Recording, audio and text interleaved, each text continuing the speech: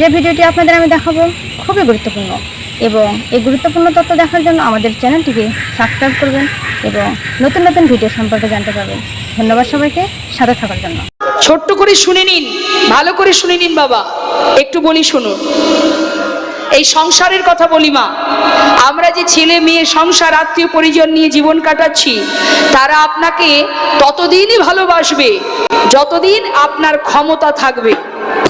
যেদিন আপনি আর কিছু দিতে পারবেন না, সেদিন কিন্তু এই সংসার আপনাকে আর ভালোবাসবে না। এই মায়ার সংসার ততক্ষণই ভালোবাসবে যত সময় আপনি দিতে পারবেন। তার প্রমাণ শুনুন, একটু ছোট্ট করে বলি। এক বাবার 3 ছেলে। মায়েরা ভালো করে শুনবেন, মায়েদেরকে বিশেষ করে বলছি। 3 ছেলের বাবা অনেক কষ্ট করে 3 সন্তানকে মানুষের মতো মানুষ করেছে। আমরা প্রত্যেকটা মাতা পিতাই কিন্তু সন্তানের জন্য জীবনপাত করে দিই, তাই না? কিসে তারা ভালো থাকবে। এখন বাবা কষ্ট করে মানুষ করেছে, একজন হয়েছে বড় ডাক্তার, একজন হয়েছে ইঞ্জিনিয়ার, একজন হয়েছে ব্যারিস্টার। বাবার মনে বড় গর্ব, আমার 3 ছেলে মানুষের মতো মানুষ হয়েছে। প্রচন্ড ভালোবাসে বাবা, আমরা যেমন সন্তানকে ভালোবাসি। এখন 3 ছেলেও বাবাকে ভালোবাসে, বলে বাবা তুমি আমাদের জন্য অনেক করেছো বাবা, আমরা তোমাকে খুব ভালোবাসি। বাবা জানো, আমরা মনে মনে একটা ভাবনা ভেবেছি, তোমার তো বয়স হয়েছে, একদিন তুমি আমাদের ছেড়ে চলে যাবে। বাবা তুমি যখন চলে যাবে, বড় ছেলে বলছে, তুমি যখন চলে যাবে মানে মারা যাবে, আমাদের বাড়ির ভিতরে যেটা সব থেকে সুন্দর মিষ্টি আম গাছ আছে, ওই গাছটা কেটেই তোমার দাহ করব। বাবার মনটা একেবারে গর্বে ভরে গেল। কেন? ছেলে বলেছে যে মিষ্টি আম গাছটা কেটে আমার দাহ করবে। আরে বাবা, গাছ হলেই তো হতো, যে কোনো একটা গাছ কেটে তো দাহ করতে পারতো, কিন্তু ছেলে মনস্থির করে রেখেছে ওই সুন্দর আম গাছটা কেটে আমার দাহ করবে। কতটা ভালোবাসলে এমন কথা বলতে পারে। মেজো ছেলে বলছে বাবা মরে গেলে যেখানে বাবাকে পোড়ানো হবে, সেখানে আমি বিদেশ থেকে দামি দামি পাথর এনে একটা স্মৃতি মন্দির বানিয়ে দেব। ছোট ছেলে বলছে আমি কি করব জানিস, 7 গ্রামের মানুষকে ঢেড়া পিটিয়ে নিমন্ত্রণ করব, করে যেখানকার যেটা বিখ্যাত খাবার সেটা এনে লাখ লাখ টাকা খরচ করে ওই 7 গ্রামের মানুষকে আমি পেট ভরে খাওয়াবো। এমন কথা যদি শোনে কোনো বাবা, তার কি বাবা মনের ভিতরে গর্বে প্রাণটা ভরে যায় না? আহা, কত ভালোবাসে আমার 3 ছেলে। বাবা বেশ আনন্দেই জীবন কাটাচ্ছে। আহা, হঠাৎ একদিন পথের মাঝে এক সাধুর সঙ্গে দেখা হয়েছে। সাধু বলছে এই যে কেমন আছেন? খুব ভালো আছি, খুব ভালো। বাবা, তা যাই হোক, সংসারের জন্য তো জীবনের অনেক সময় কাটিয়ে দিলে, এবার তার জন্য একটু ভাবো। কার জন্য ভাববো? কেন? যে তোমার আপনজন। বলছে আমার আপনজন মানে তো আমার ছেলে, তারাই তো আমার আপন। এই জগতে আমরা আপন কাকে ভাবি? আমার স্বামী বা আমার সন্তান, এই আমার আপন। কিন্তু সাধু বললেন দেখো, তোমার ছেলে তোমার আপন, আর তোমার আপন বলতে কেউ নেই। বলছে না, ভাবতে যদি হয় সন্তানের জন্য ভাববো, সেই আমার আপনজন। জানো সাধু বাবা, কি আর বলবো আমার ছেলেদের কথা, আমার 3 ছেলে আমাকে এই এই কথা বলেছে। সব বললেন। সাধু বাবা বললেন তাই নাকি? তোমার ছেলেরা তোমাকে এত ভালোবাসে, তাহলে একটু পরীক্ষা করে দেখতে পারো। তুমি মরে দেখো যে তোমার ছেলে তোমার জন্য কি কি করতে পারে। না না, সত্যি সত্যি মরতে বলছি না। আমার কাছে এমন একটা বড়ি আছে, যেটা খেলে তোমাকে বাইরে থেকে দেখলে মনে হবে তুমি মরে গেছো, কিন্তু অন্তরে তুমি সব জানতে পারবে।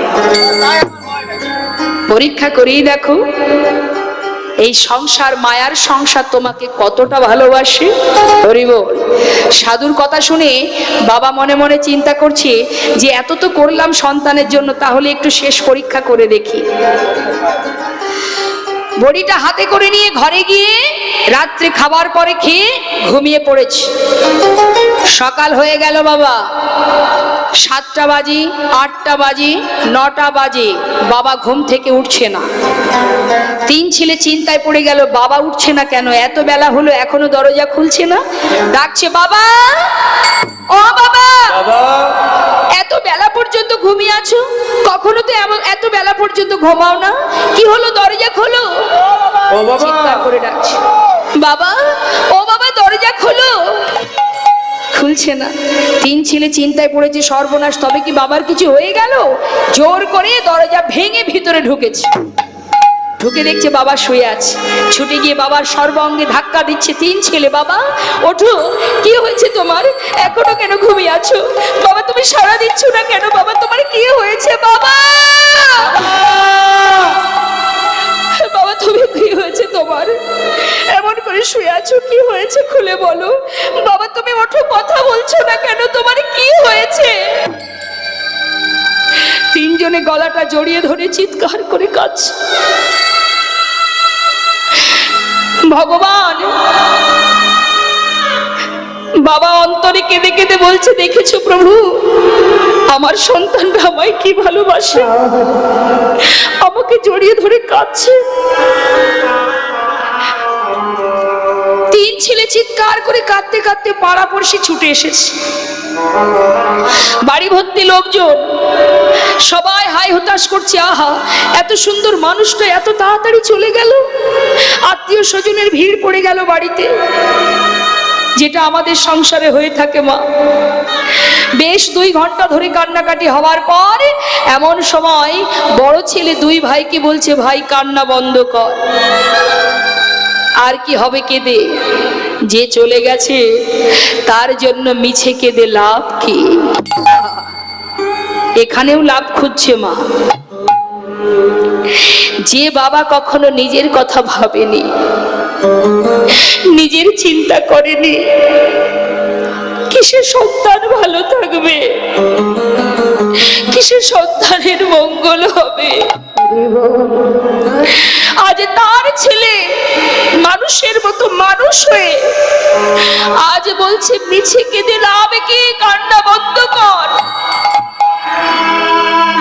দেখ ভাই, আমি বাবাকে বলেছিলাম বাবা মরে গেলে বাড়ির ভিতরে যে মিষ্টি আম গাছ আছে ওটা কেটে বাবাকে দাহ করব, কিন্তু এখন চিন্তা করছি যে শুধু শুধু এই গাছটা কেটে আর প্রয়োজন নেই, দরকার নেই। হ্যালো হ্যালো, হরে কৃষ্ণ হরে কৃষ্ণ।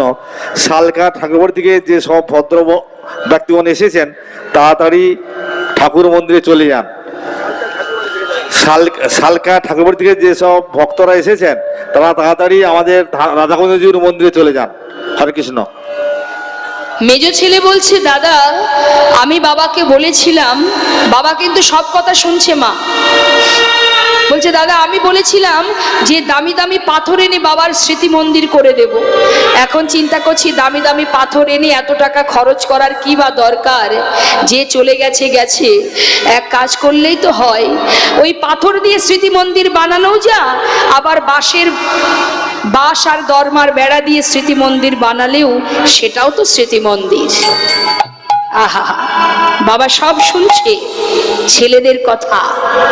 ছোট ছেলে বলছে, আমি বলেছিলাম 7 গ্রামের মানুষকে খাওয়াবো, এখন চিন্তা করছি এত টাকা লাখ লাখ টাকা খরচ করার দরকার নেই, কারণ আমার ছোট ছোট 2টো সন্তান আছে, তাদের ভবিষ্যতের চিন্তা আমাকে করতে হবে। যে চলে গেছে তার জন্য এত টাকা খরচ করে লাভ কি? তার থেকে যারা আমার বাবাকে নিয়ে শ্মশানে যাবে তারা ফিরে এলে ওই বাজার থেকে একটু গুড় বাতাসা আর চিড়ে কিনে খাইয়ে দিলেই হবে। তাই গৌর হরি, এটাই সংসার বাবা। একটা প্রবাদ আছে না, দাঁত থাকতে দাঁতের মর্ম কেউ বোঝে না। সেই দিনই আমরা বুঝবো মা, আমরা এখন সবাই মায়ার মধ্যে ডুবে আছি, সেই দিনই বুঝবো যে এই মায়া আপনাকে ততক্ষণ ভালোবাসবে যতক্ষণ আপনার ক্ষমতা থাকবে। কিন্তু বাবা, এই জগতে একটা মানুষ আছে, একজন আছে যার কোনো পরিবর্তন হয় না, যে জন্ম থেকে মৃত্যু পর্যন্ত আপনার সহায় থাকে, সে একমাত্র আমার করুণাময় গৌর শিব। যাকে আপনি ডাকলেও আপনার পাশে থাকবে, না ডাকলেও আপনার পাশে থাকবে। যাকে আপনি ভাবেন না কিন্তু সে ভাবে। আমার সন্তান ভুল করতে পারে, আমি তো ভুল করতে পারি না। তাই বৈষ্ণব পদকর্তা বললেন, সংসারের মধ্যে মনটা ডোবালে হবে না, কারণ আমার আসল পিতাকে, যিনি অন্তর্যামী ভগবান, তিনি আমার আসল পিতা। আর এটা নাট্যমঞ্চ সংসার। সংসার হলো একটা বিচিত্র মঞ্চ। কারোর কখনো কন্যা ছিলাম, কখনো কারোর স্ত্রী হলাম, কখনো কারোর মা হলাম, আবার যখনকার সময় হলো ঘরে ফিরে গেলাম। তাই আজ গোবিন্দ ঘোষ বললেন, প্রভু আমি তোমার সঙ্গী হব, আমার জীবনে কষ্ট আসুক, দুঃখ আসুক, তাতে আমার কোনো দুঃখ নেই। বেশ, যখনই বললেন, ভগবান মানে আমার গৌর হরি গোবিন্দ ঘোষকে নিজের সঙ্গী করে নিলেন। আর যেই সঙ্গী করে নিল, শুরু হলো পরীক্ষা, পদে পদে পরীক্ষা। শোনো গোবিন্দ, বলো দয়াময়, আজ আমরা নীলাচল ছেড়ে একটু তীর্থ ভ্রমণে যাব। তুমি যখন আমার সঙ্গী হয়েছ, তুমি কি আমার সঙ্গে যাবে? হ্যাঁ প্রভু, আমি তোমার সঙ্গে যাব। তাহলে চলো। ভক্তগণকে নিয়ে প্রভু আমার পথ ধরে যাচ্ছে। নীলাচল থেকে তীর্থ ভ্রমণে বাহির হলেন মা। এবার তীর্থ ভ্রমণে যেতে যেতে প্রভু বললেন, শোনো, সবাই মিলে আমার সঙ্গে একবার কৃষ্ণ নাম করো। সবাই কৃষ্ণ কৃষ্ণ বলো। একবারে জপ কৃষ্ণ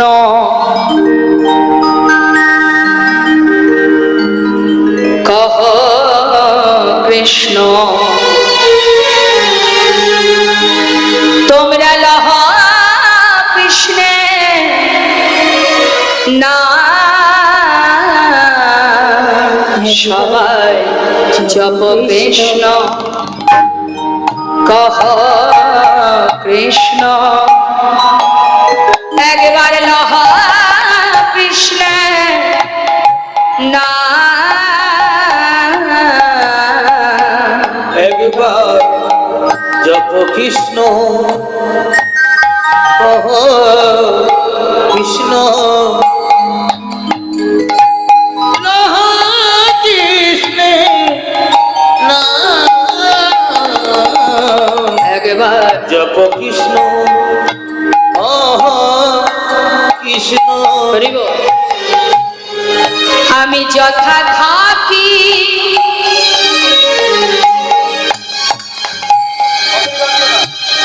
সদা দেখি,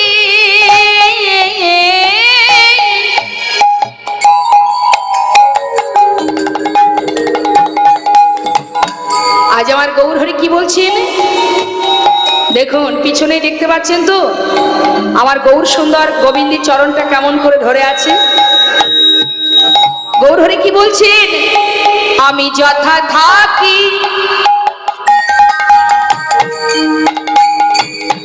সদা দেখি, হে কি বাবা,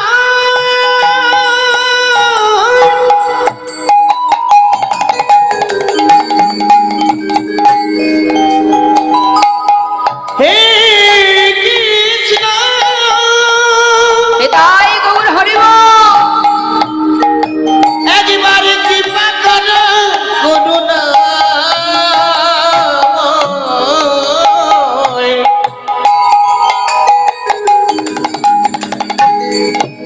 তুমি ছাড়া আর কেহ না,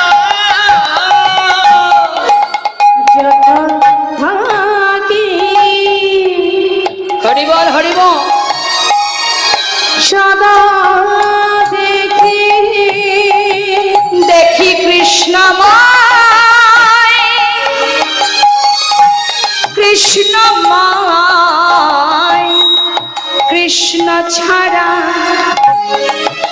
এ জীবনে আমার কৃষ্ণ ছাড়া এ জীবনে, ও গো কৃষ্ণ ছাড়া এ জীবনে, কৃষ্ণ ছাড়া এ জীবনে তোমরা নাহি যেন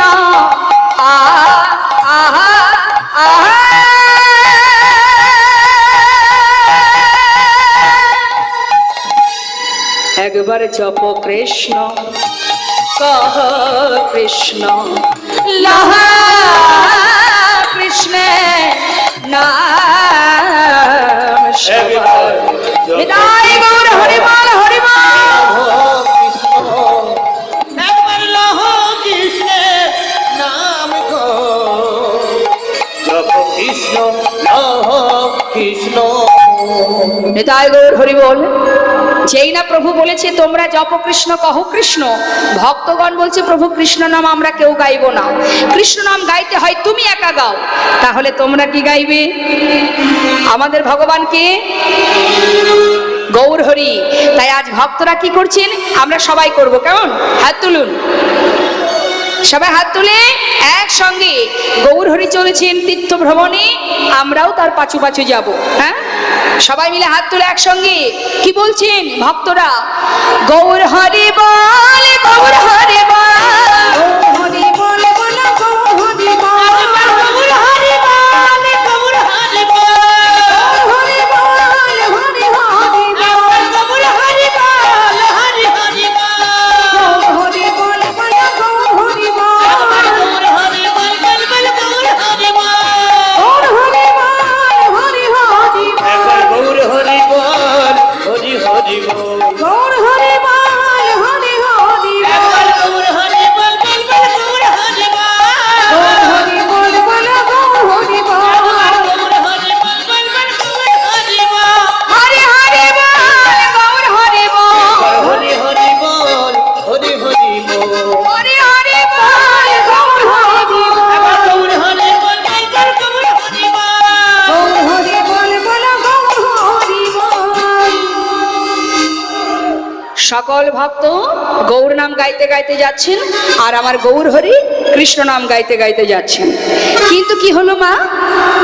বেশ কিছুটা যাবার পরে দেখা গেল যে ভক্তরা পিছনে পড়ে আছে আর গৌর হরি আগে আগে চলে যাচ্ছে। এখন ভক্তরা বলছে তাই তো প্রভু যদি এইভাবে আগে আগে চলে যায় আমরা তো পথ ভুলে যাব।